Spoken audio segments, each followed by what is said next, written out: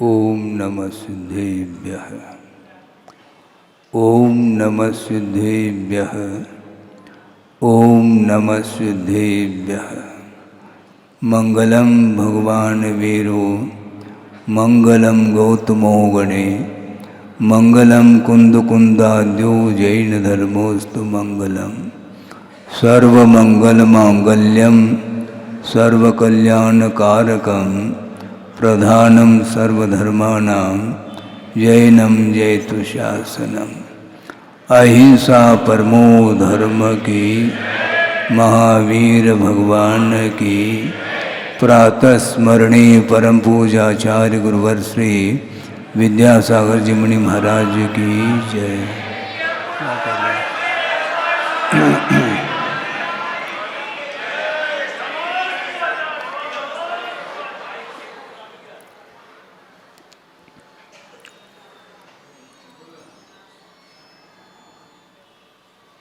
आषाढ़ सुदी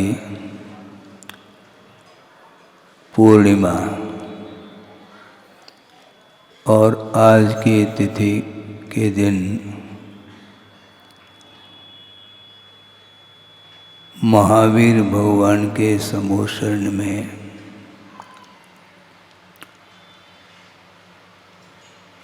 एक साधक का प्रवेश हुआ है। श्रुतस्कंद नभश्चंद्रम संयमश्री विशेषकम इंद्रभूतिम नमस्यामि योगींद्रम ध्यान सिद्धये।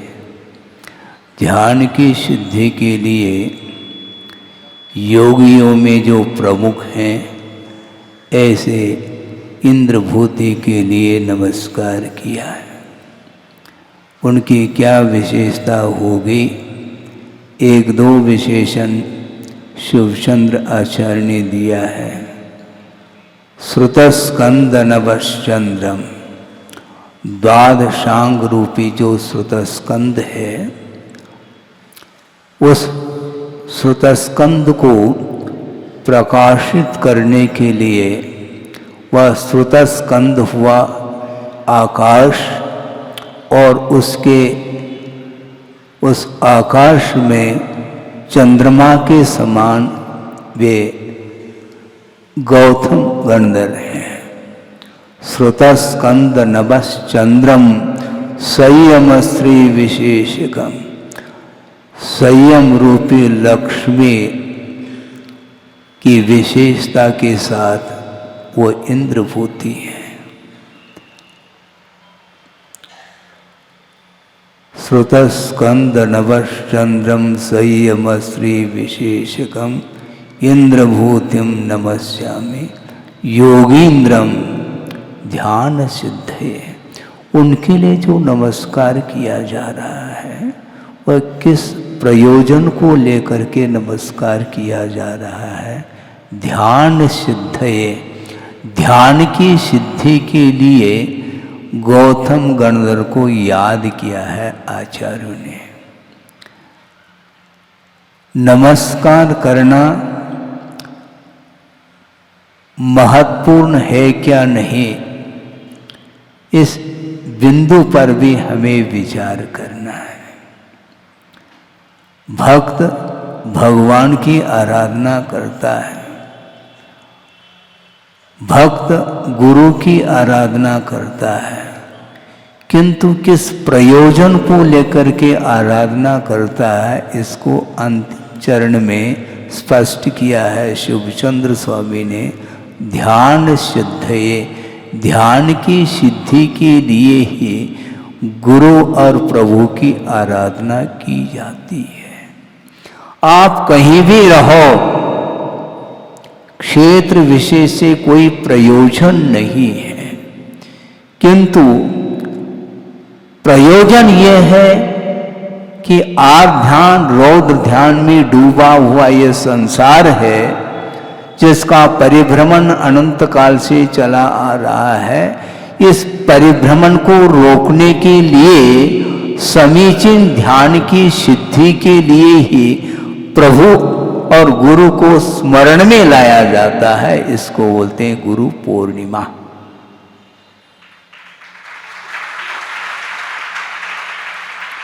गुरु पूर्णिमा को मनाया जा रहा है। मनाने का अर्थ क्या होता है? हम एक विशिष्ट तिथि के दिन स्मरण में ला रहे हैं, एक औपचारिक है, किंतु प्रतिदिन प्रतिपल जो प्रभु और गुरु को हृदय में बिठाया है, वह प्रतिदिन गुरु पूर्णिमा को मना रहा है, ऐसा हमारा भाव है। और गुरु को और प्रभु को याद करने के लिए कोई खास स्थान की आवश्यकता नहीं पड़ती है। ये द्रव्य, क्षेत्र, काल इत्यादि जो निमित्तभूत सामग्री है, इसका महत्व नहीं है ऐसा नहीं कहा जा रहा है, किंतु इसके महत्व की सार्थकता भाव के ऊपर निर्धारित है। इसको भी ध्यान में रखने की आवश्यकता है। कई बार हमने प्रसंग के अनुरूप कहा, फिर कह रहा हूं, काफी समय हुआ है, किंतु गुरु पूर्णिमा तो आप लोगों ने लगभग 1 घंटे से ज़्यादा मनाया है, और मुझे मनाने के लिए लगभग 10-15 मिनट शेष है, लेकिन उतने में ही मैं मना लूंगा, ये ध्यान रखो। क्योंकि मनाना मुझे भी है ना, आप लोगों ने मनाया है और मौन रूप से उस दृश्य को हमने देखा, और शायद संभव है आपको जो आनंद आया है उससे कई गुना मुझे आनंद है।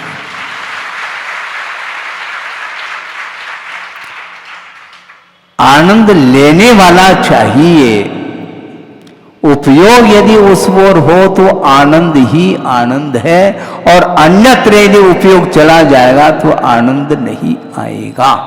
तो आनंद कहाँ से फूटता है, उसका उद्गम स्थान क्या है? उसका उद्गम स्थान एकमात्र उपयोग है। यदि उपयोग के साथ, ध्यान के साथ प्रभु और गुरु को हम स्मरण में लाते हैं, तो आज चतुर्थ काल की प्रतीक्षा करने की कोई आवश्यकता नहीं पड़ेगी, क्योंकि चतुर्थ काल में सब कुछ वातावरण अनुकूल रहता है। किंतु विषम परिस्थिति में भी जो मेरिट में आता है, उसके लिए पुरस्कार अलग से मिलता है। हाँ, सारी बालिकाएं यहाँ पर पूर्णायु और प्रतिभा स्थली में अध्ययनरत हैं। सोचो, विचार करो, उनका जो उपयोग लगा हुआ है, शायद मैं समझता हूँ आप लोगों का उपयोग लग नहीं पाएगा, क्योंकि यहाँ पर विषम परिस्थिति है और वहाँ पर अनुकूल वातावरण है। कहाँ पर? प्रतिभा स्थली में। इसलिए महाराज हम बार बार निवेदन करते हैं, आप निवेदन को क्यों नहीं स्वीकार करते हैं? इसलिए स्वीकार नहीं कर रहा हूँ ऐसा नहीं, किंतु प्रतिभा स्थली का जो वातावरण निर्मित किया है गुरुदेव ने, वह वातावरण हम शहर में भी देखना चाहते हैं।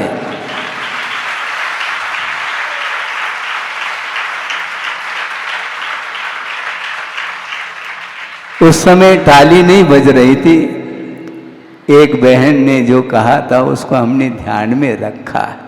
हमने सोचा इसका उत्तर भी बहुत व्यवस्थित देना है। पूरा शहर ही नहीं, पूरा विश्व ही प्रतिभा स्थली जैसा दृश्य देखने में आना चाहिए, यह उद्देश्य मेरा रहा है। शहर में आने का उद्देश्य मेरा ये रहा है, वो आपके सामने आज अभिव्यक्त हुआ है।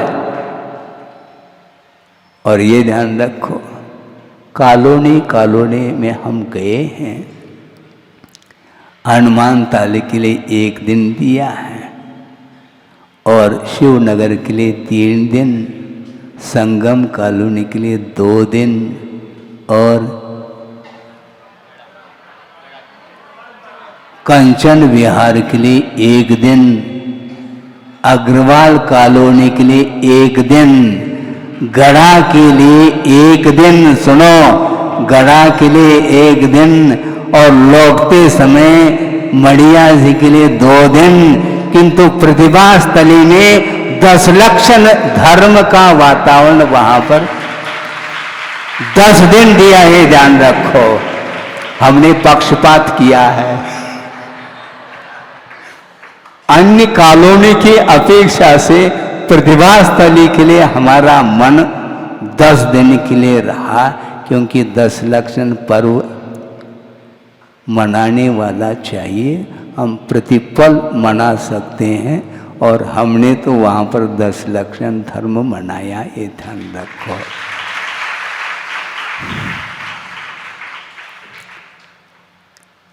हर एंगल से सोचना चाहिए। हाँ, केवल अपना अपना ही नहीं होता कि विश्व का कल्याण करने के लिए षोडश कारण भावनाओं का प्रसंग आपको याद में रखना चाहिए। हाँ, सबका कल्याण हो। जिस प्रकार गुरुदेव ने आप लोगों का कल्याण किया है, उसी प्रकार का कल्याण सबका हो, ये हमारा मन है, इसलिए वहाँ से यहाँ तक आना हुआ। वस्तुतः गौतम स्वामी आज के दिन शिष्यत्व को स्वीकार किया था। कौन है वो? इंद्रभूति। लेकिन ये ध्यान रखो, उनका थोड़ा सा इतिहास खोल करके देख लो तो विचित्र दशा देखने को मिलती है। वह ये है, वे इंद्रभूति और वायुभूति, शायद 2 हैं ये, अग्निभूति, इंद्रभूति और अग्निभूति है।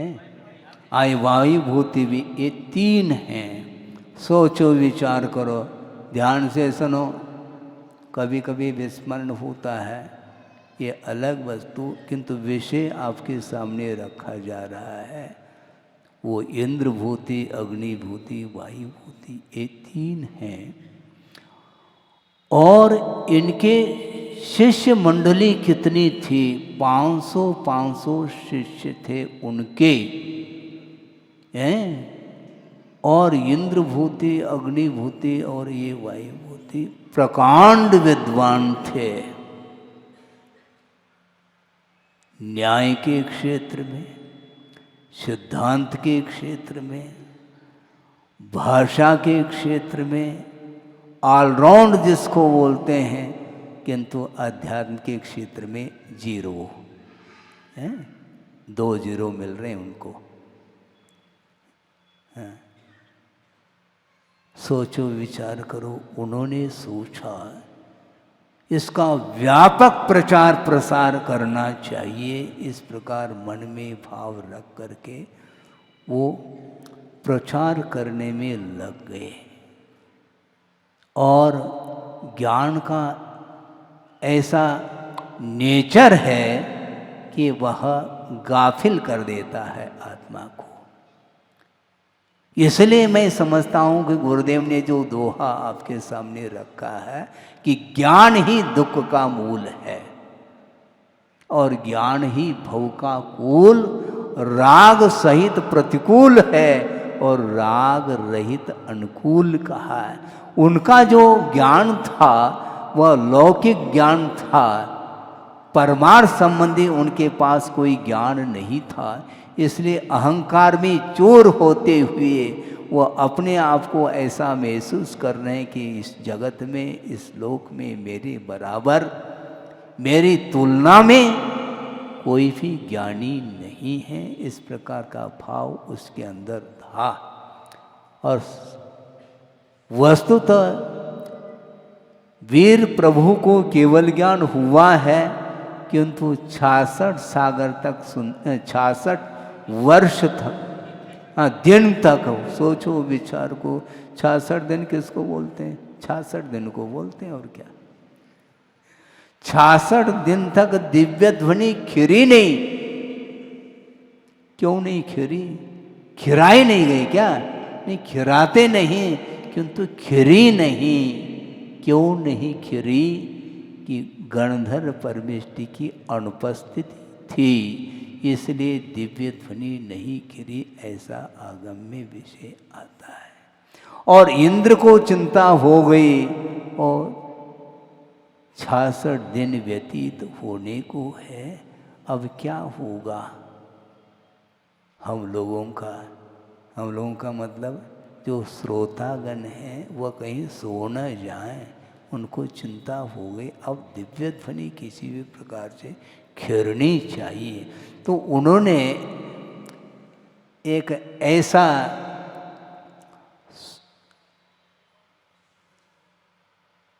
एक दृश्य ऐसा दिखाया कि वामन का रूप लेकर के शायद वो आ गए हों, और उन्होंने कुछ ऐसी पंक्ति सामने रख दी कि 6 द्रव्य है, 7 तत्व है, 9 पदार्थ हैं, 5 अस्तिकाएँ हैं, 6 लेशाएँ हैं, 4 गति हैं, आदि आदि।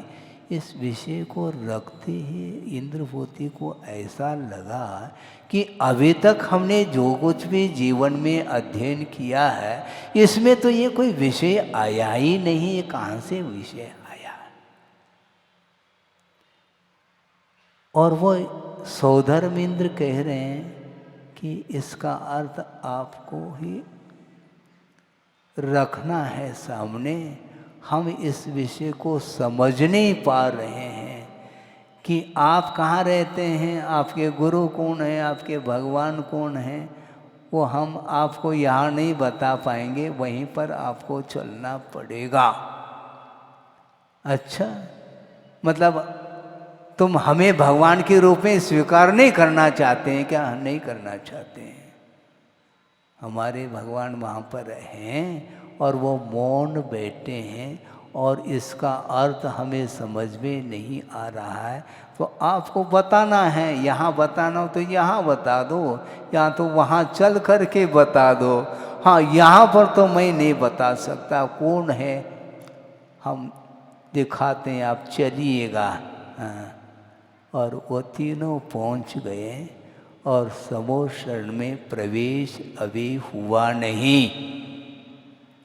और मानस स्तंभ का जब दर्शन कर लेते हैं वो तीनों, और वह मानस स्तंभ का अर्थ क्या? मान स्तंभित हो जाता है, रुक जाता है, और मानस स्तंभ का दर्शन करते ही उसका सारा का सारा अहंकार उतर गया। क्यों उतरा?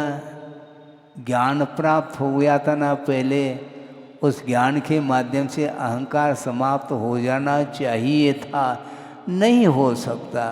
परमार्थ संबंधी जब तक ज्ञान नहीं होगा तब तक वह अभिमान में वह चूर चूर होता चला जाता है, किंतु उसको ये ध्यान में रखना चाहिए था। वो रख कैसा सकता है? ऊंट अपने आप को क्या मानता है? ऊंचा मानता है, और पहाड़ के तलहटी में पहुंच जाए तो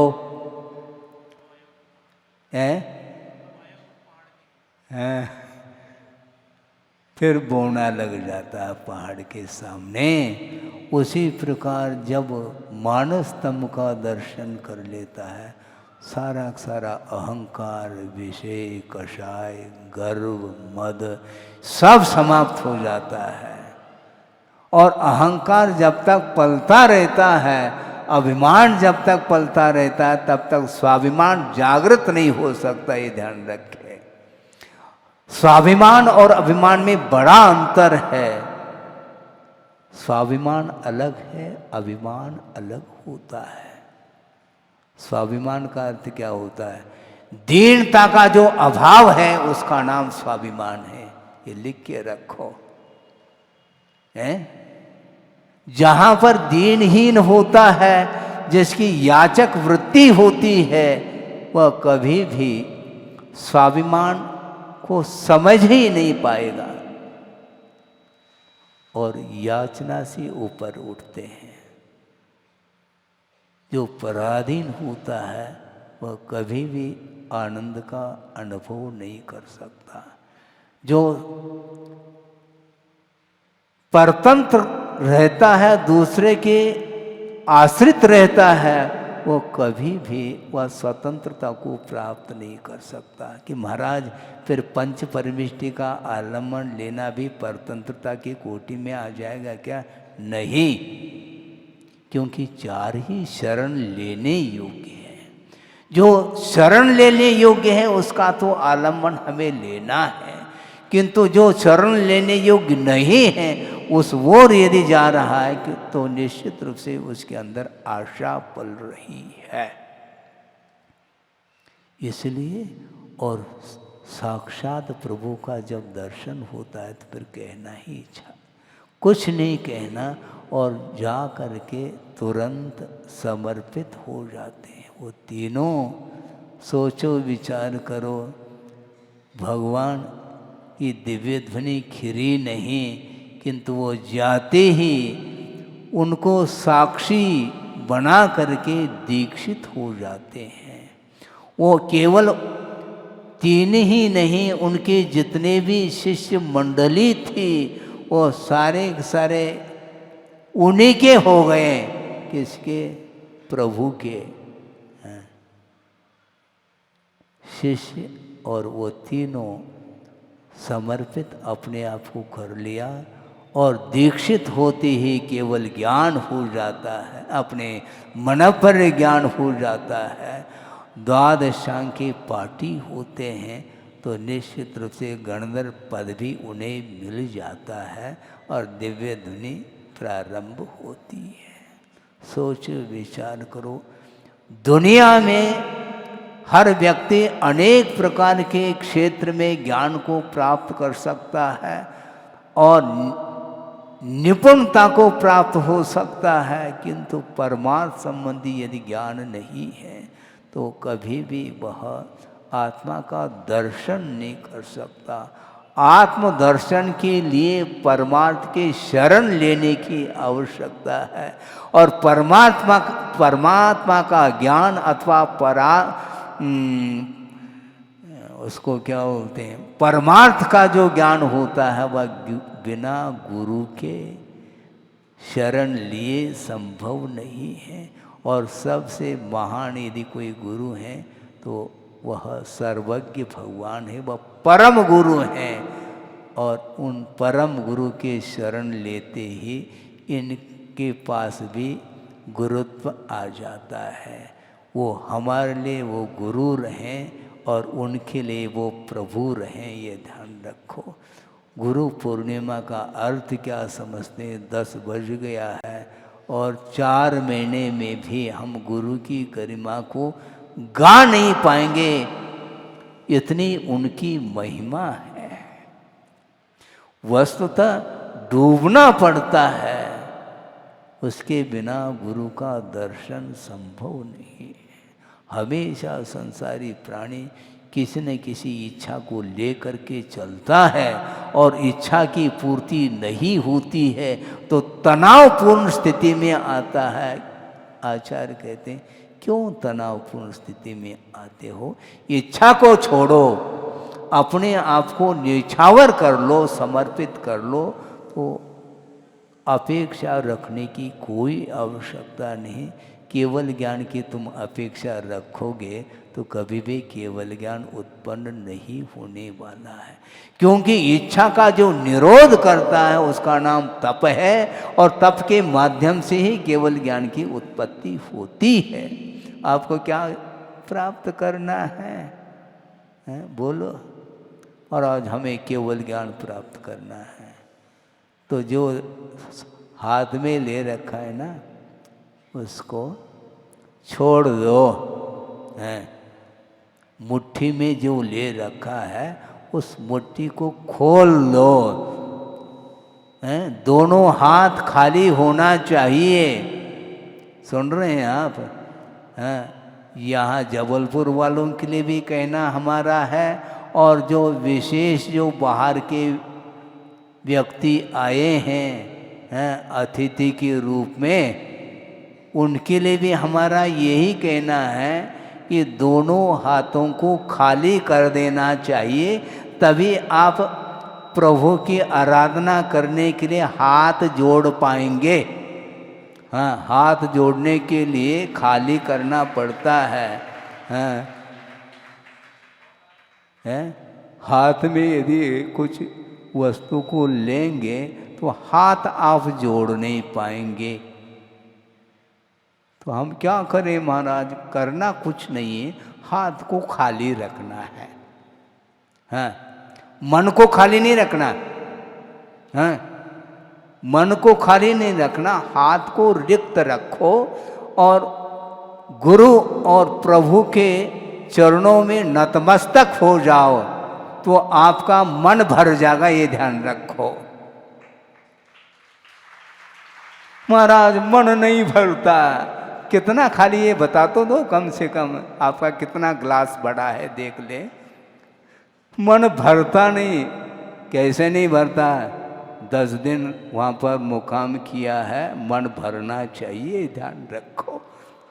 है अंतर मुहूर्त में मन भर सकता है, भरने वाला चाहिए।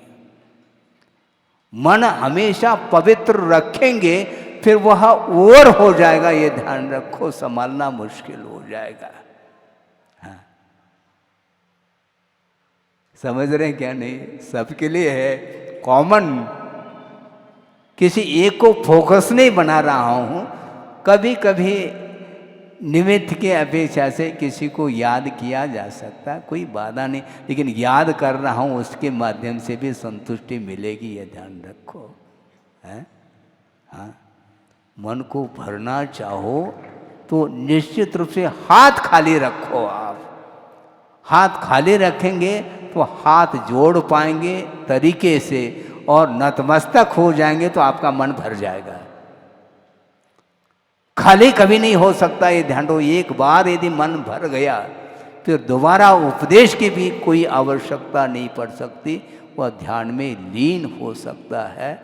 इसलिए आचार्यों ने गौतम स्वामी को याद किया है, ध्यान सिद्धये, ध्यान की सिद्धि के लिए उनका स्मरण किया है। इसलिए प्रभु और गुरु को निरंतर स्मरण करो, किंतु एकमात्र ध्यान की प्राप्ति के लिए। और ध्यान, रौद्र ध्यान में जो लीन है, वह कभी भी वह हाथ जोड़ नहीं पाएगा, और उसके अंदर माथे को झुकाने का भाव तक भी आना मुश्किल हो जाता है। धर्म ध्यान जो करता है वही समर्पित होता है। और ध्यान के अवसर पर प्रभु याद नहीं आ सकते, ये ध्यान रखो, नहीं आ सकेंगे वो। क्योंकि प्रभु को याद करें और धर्म ध्यान ना हो, ऐसा संभव नहीं। हाँ, पक्की बात है। आप सोच लो, विचार कर लो, समय आपका ज़्यादा न हो जाए तो संक्षेप में हमारा यही कहना है कि वस्तुतः ये गुरु पूर्णिमा मनाने की जो सार्थकता है वह तभी है, हमारा मन हमेशा भरा हुआ होना चाहिए, संतोष का अनुभव करना चाहिए। महाराज, संतोष के लिए हम क्या करें? प्रश्न खड़ा कर देते हैं आप लोग बहुत जल्दी। संतोष, इसका अपोजिट क्या है, उसको ध्यान में रखो, अपने आप संतुष्टि आ सकती है। संतोष को नष्ट करने वाला कौन सा अपोजिट तत्व है? वह लोभ है, ध्यान रखो, लिख के रखो। लोहम ओसरामी, लोभ को विसर्जित करता हूँ, संतोषम अबुट्ठे में, संतोष को धारण करता हूँ। हाँ, संतोष तभी आएगा जब लोभ विसर्जित होगा। हैं, बिना उसके संभव नहीं। शौच धर्म जो है यह लोभ के अभाव में ही प्राप्त हो सकता है। और लोभ के अभाव में मन में शुचिता आती है, पवित्रता आती है, उज्ज्वलता आती है। तो लोभ का यदि विसर्जन कर लिया, आप कहीं भी रहो, कोई हमें बाधा नहीं है। आप बीच बाजार में चौपाट पर भी रहो, कोई बाधा नहीं, क्योंकि लोभ का विसर्जन हो चुका है। इसलिए जगत में रहो किंतु जगत रहो, ये कहा है। हमें अलर्ट रहना है। जगत रहने का अर्थ क्या है? जागृत रहना है, सोना नहीं। चातुर्मास स्थापना हो गई है कल, अब सोना नहीं, आपको जागृत रहो। जागृत रहेंगे तो सोना मिलेगा, यानी सोना बरसेगा। फिर बरसेगा क्या? नहीं, बिल्कुल बरसता है। इसीलिए वस्तुतः समर्पण के बिना आनंद कहीं भी नहीं आ सकता। आप 5 मिनट बोलो या सुनो, पर्याप्त है, कोई आवश्यकता नहीं। क्योंकि दिव्य ध्वनि चाहे 1 दिन सुनो, क्या 10 दिन सुनो या सुनते ही रहो, मिलना उतना ही है। क्योंकि दिव्य ध्वनि में जो बात आ रही है वह नई नई बात नहीं आ रही है। यदि नहीं कहोगे तो जो आज जो दिव्य ध्वनि में बात आई है फिर वह अधूरी आ गई ऐसा मानना पड़ेगा। अधूरी नहीं वो, क्योंकि दिव्य ध्वनि जिस दिन खिरी उसी दिन द्वादशांग की रचना गणधर परमेष्टि ने कर ली। और द्वादशांग के बाहर क्या श्रुत है मुझे बताओ? यदि है भी तो अंग बाह्य माना जाता है, वह बहुत अल्प माना जाता है। बल्कि वह द्वादशांग का ही एकमात्र वह अंश माना जाता है। सकल श्रुत में पूरा का पूरा वह द्वादशांग आ चुका है और क्षीर समुद्र के समान है वह द्वादशांग। और उसमें से एक घड़ा भर लो अथवा एक लुटिया भर लो, पर्याप्त है। क्योंकि वह भी क्षीर समुद्र का ही जल माना जाता है। गुरुदेव ने कहा था कि श्रुत के बारे में थोड़ा सा वह प्रसंग आपके सामने रख करके पूर्ण कर लूँ कि आपके हाथ में अभी देखा था ना हिमखंड है, दिखाया था, वही याद आ गया मुझे। वह हिमखंड है, वो आपके हाथ में वह दिया गया है। और ये सभा में जितनी जनता बैठी है प्रत्येक हाथ में वह हिमखंड पास होता चला जाएगा। तो अंतिम जो व्यक्ति बैठा है उसके हाथ में अब गीला रह सकता है, हिमखंड गायब हो जाएगा। इसी प्रकार ये श्रुत की स्थिति है। वर्तमान में जो कुछ भी श्रुत आप लोगों को हम लोगों को प्राप्त हुआ है वह मात्र हाथ थोड़ा बहुत गीला है, बाकी सारा सारा श्रुत वह गायब है। वह निरंतर, इसी को बोलते हैं श्रुत का ह्रास हो जाता है। द्वादशांग की पार्टी आज है ही नहीं। सौधर्म इंद्र भी द्वादशांग की पार्टी होते हैं, लोकांतिक देव भी द्वादशांग की पार्टी होते हैं, और सर्वार्थ सिद्धि के अहम इंद्र भी द्वादशांग की पार्टी होते हैं, और भी श्रुत केवली वगैरह ये भी सारे सारे द्वादशांग की पार्टी होते हैं। गणधर परमेष्टि तो है ही, किंतु इस प्रकार द्वादशांग की पार्टी आज है ही नहीं। वह निरंतर वह ह्रास होता होता होता होता थोड़ा सा बचा है, जिसको बोलते हैं ओस के ऊपर जो जल के कण होते हैं, उसी प्रकार थोड़ा सा सूर्य प्रकाश उसको मिल गया तो वह कण समाप्त हो जाता है। इसलिए जितना आपके पास श्रुत ज्ञान अवशिष्ट बचा है उसका वस्तुतः सही मायने में उसका उपयोग कर लो, नहीं तो वो भी समाप्त होने में देर नहीं है। क्योंकि पंचम काल समाप्त हुआ तो धर्म भी समाप्त हो जाएगा। छठे काल में न श्रावक मिलेंगे न श्रमण मिलेंगे, सब प्रलय हो जाएगा, कुछ बचने वाला नहीं। इसलिए अपने आप की रक्षा करो, और आपके पास यदि क्षमता है तो दूसरे की रक्षा में भी योगदान दो, तो निश्चित रूप से आत्मा का कल्याण हो सकता है। क्योंकि ये कल्याण जो ना बिना पुरुषार्थ के संभव नहीं है। हाँ, हम बैठे रहें दूसरा पुरुषार्थ करके हमें भी पास कर दें, ऐसा नहीं पास कर सकते हैं। पास कर सकते हैं क्या? ऐसे कोई है व्यवस्था प्रतिभा स्थली में?